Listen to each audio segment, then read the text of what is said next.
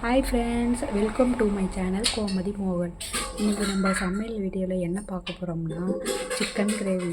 இட்லி, சப்பாத்தி, பூரி, சாப்பாடு எல்லாத்துக்கும் எப்படி சமைக்கலாம் சிக்கன் கிரேவி அப்படின்னு பார்க்கலாம் வாங்க ஃப்ரெண்ட்ஸ். இப்போ ஒரு வடசட்டி அடுப்பு மேலே வச்சு எண்ணெய் ஊற்றி வைக்கலாம். எண்ணெய் காயட்டும்.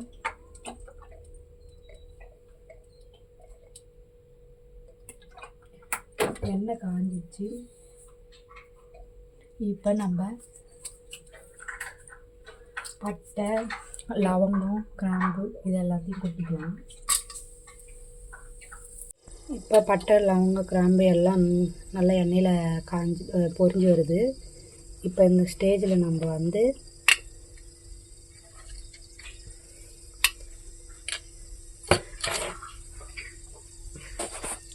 இந்த ஸ்டேஜில் 2 பச்சை மிளகா போடுறோம்.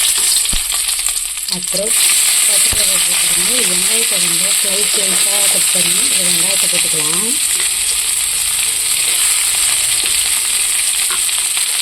வெங்காயத்தை போட்டு நல்லா வணக்கலாம் ஃப்ரெண்ட்ஸ். வணங்கிட்ட எண்ணெயில் நல்லா வணங்கட்டும்.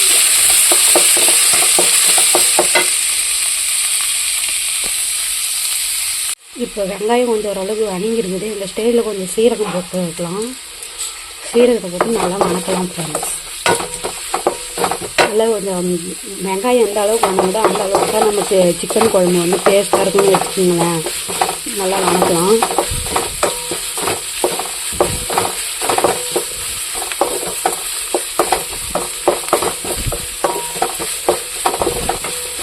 நல்லா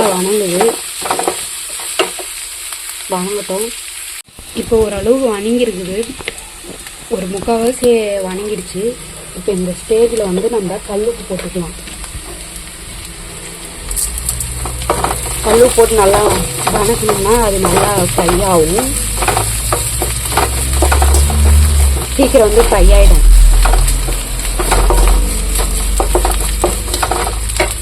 இப்போ அடுத்தது இப்போ வெங்காயம் வணங்கிடுச்சு. இந்த ஸ்டேஜில் தக்காளி பழம் போட்டுக்கலாம். முழுசாக ஒரு பழம் அரிஞ்சு போட்டுக்கலாம்.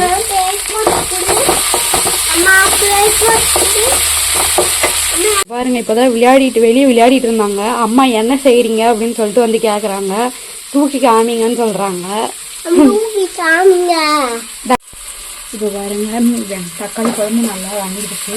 வெங்காயமும் ஒரு வெங்காயம் போட்டு வணக்கிருக்கிறேன். தக்காளி குழம்பு ஒன்று போட்டிருக்கேன். இப்போ நல்லா 2 மிக்ஸ் ஆகி ஃப்ரை ஆகிடுச்சு. பாருங்க, உங்களுக்கே தெரியும்.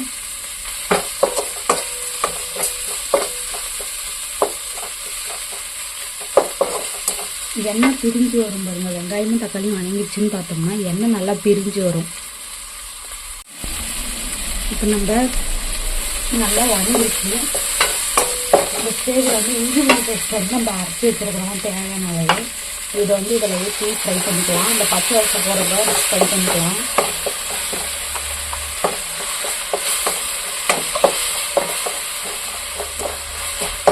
நல்லா ஃப்ரை ஆகட்டும்.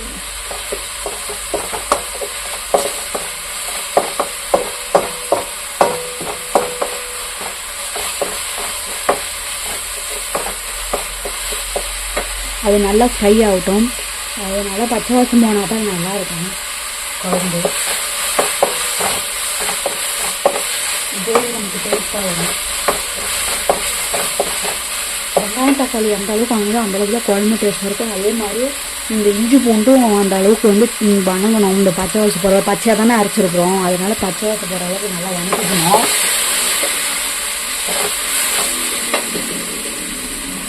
இப்போ இஞ்சி பூண்டு பேஸ்ட் நல்லா வணங்கிடுச்சு. இந்த ஸ்டேஜில் நம்ம கொஞ்சம் மஞ்சள் போட்டுக்கலாம். மஞ்சள் ஒரு பிடிக்கு மஞ்சள் போட்டு நல்லா வணக்கிக்கலாம். இப்போ வணங்கிடுச்சு. இப்போ 1 கிலோ கோழிக்கறி நம்ம எடுத்துருக்குறோம். இதை தண்ணி ஊற்றி அலசி போட்டு வணக்கிக்கலாம்.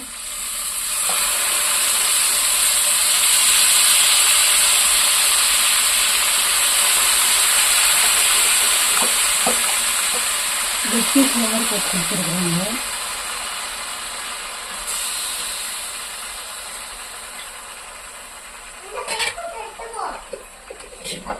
இப்போ கறியை நம்ம அதில் வந்து போட்டுட்டோம். இப்போ எல்லாத்தையும் கலந்து விட்டுக்கலாம்.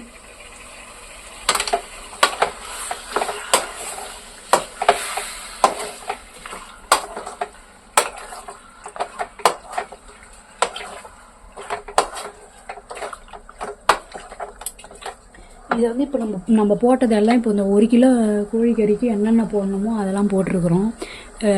எது போட்டால் எவ்வளோ அளவு போடணுமோ அதெல்லாம் இப்போ போட்டிருக்குறோம்.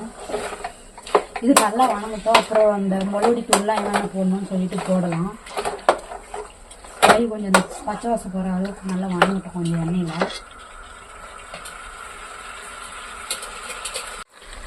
இப்போ வந்து கறி வந்து நல்லா வணங்கிடுச்சு எண்ணெயில். இந்த ஸ்டேஜில் வந்து நம்ம மசாலாலாம் போட்டுக்கலாம்.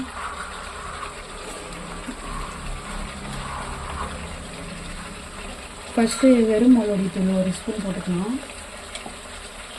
அப்புறம் வீட்டில் அரைச்ச மிளகுடி தூள் இதை வந்து ஒரு 2 ஸ்பூன் போட்டுக்கலாம். சிக்கன் மசாலா இது 1 ஸ்பூன் போட்டுக்கலாம்.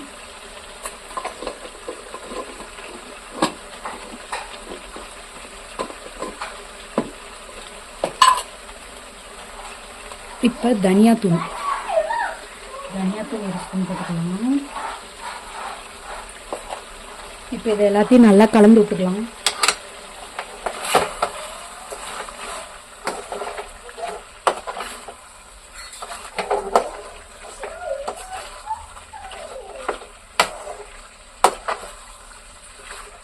இது நல்லா கலந்து விட்டுக்கலாம்.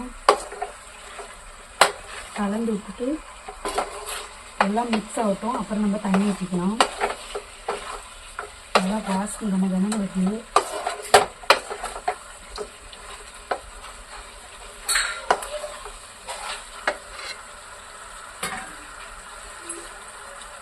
அது மசாலாலாம் போட்டது கொஞ்சம் அந்த எண்ணெயில் அது நல்லா ஃப்ரை ஆகட்டும்.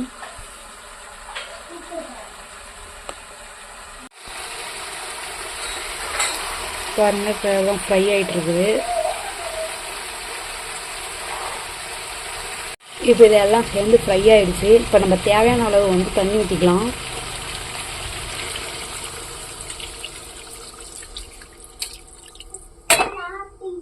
ஆல்ரெடி ஃப்ரை ஆகும் போதே நல்லா வணங்கிடுச்சு, கறி வெந்துக்குச்சு.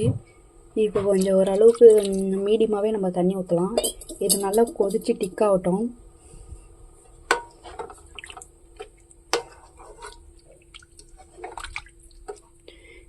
இது நல்லா கொதித்து கிரேவி மாதிரி ஆகட்டும். குழம்பு நல்லா கொதிச்சிக்கிச்சு. இந்த ஸ்டேஜில் வந்து நம்ம அரைச்ச தேங்காய் விழுந்து சேர்க்கலாம். சாப்பாட்டுக்கு இருந்தால் இதை நம்ம சேர்க்க தேவையில்ல, ரிஜெக்ட் பண்ணிடலாம். இது வந்து தோசைக்கு, டிஃபன் ஐட்டமுக்கெலாம் இதை வந்து நம்ம யூஸ் பண்ணிக்கலாம். சப்பாத்தி எல்லாத்துக்கும் யூஸ் பண்ணிக்கலாம். யூஸ் பண்ணி கலந்து விட்டுக்கலாம். எடுத்தாங்க.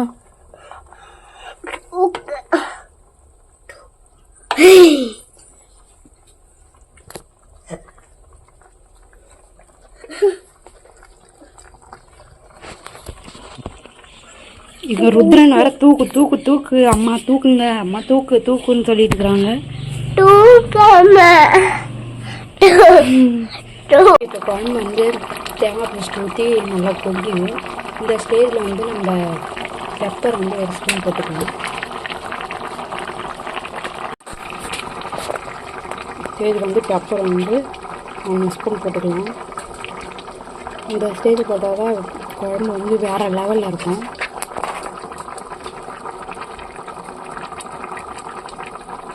இப்போ போட்டு விட்டு நம்ம கலந்து விட்டுக்கலாம். நல்லா எல்லாத்தையும் கலந்து விட்டுக்கலாம். மிக்ஸ் ஆகட்டும். கலந்து கொதிக்கட்டும்.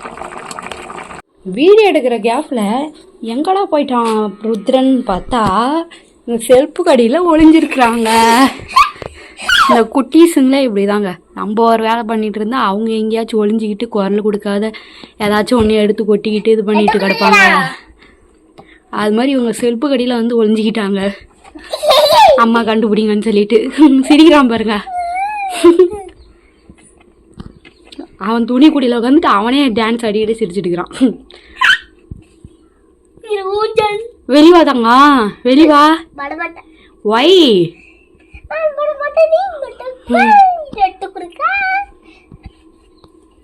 வாங்க தங்கம், வெளிவா.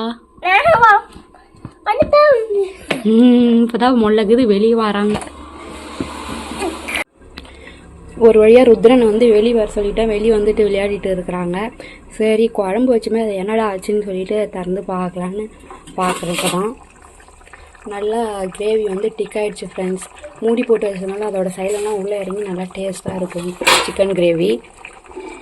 இப்போ இந்த ஸ்டேஜில் வந்து நம்ம கட் பண்ணி வச்சுருக்கிற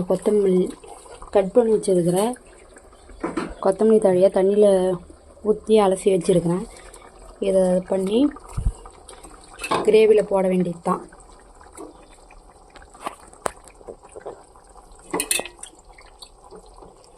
கடைசியாக ஃபைனல் டச் கொத்தமல்லி. அவ்வளோதான் ஃப்ரெண்ட்ஸ், கொத்தமல்லி தழையை போட்டு இப்போ அடுப்பு ஆஃப் பண்ணிடலாம். அடுப்பு ஆஃப் பண்ணிவிட்டு மூடி வச்சிடலாம். கறியெல்லாம் நல்லா வெந்துக்குச்சு. இது தோசை, சப்பாத்தி, பூரி, சாப்பாடு எல்லாத்துக்கும் சாப்பிட்லாம். அந்த சாப்பாடு சமையல் மட்டும்